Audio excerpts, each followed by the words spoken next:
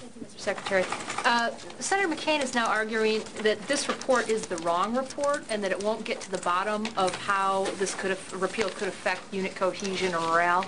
I'm wondering if you or Admiral Mullen have any reaction to that response to the report.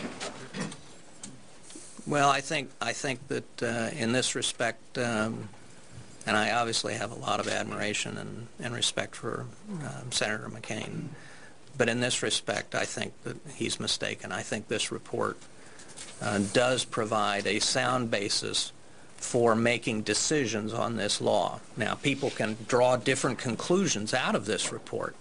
The comments, for example, and the evaluation in the report of the higher levels of concern for among the combat arms units and in the Marine Corps and so on.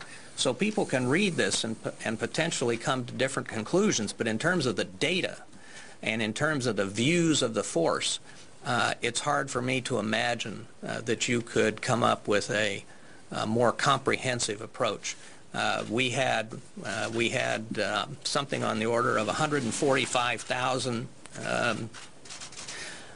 people in uniform answer the questionnaire, the survey. We had something on the order of 40 to 45,000 spouses respond to that survey.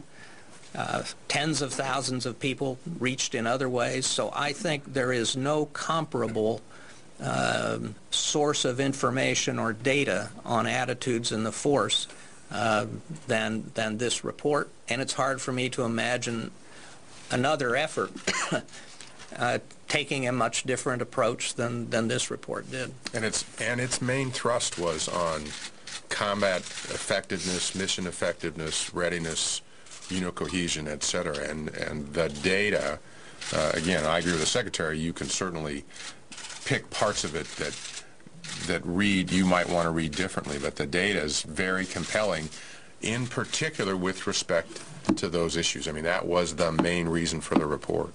Julian.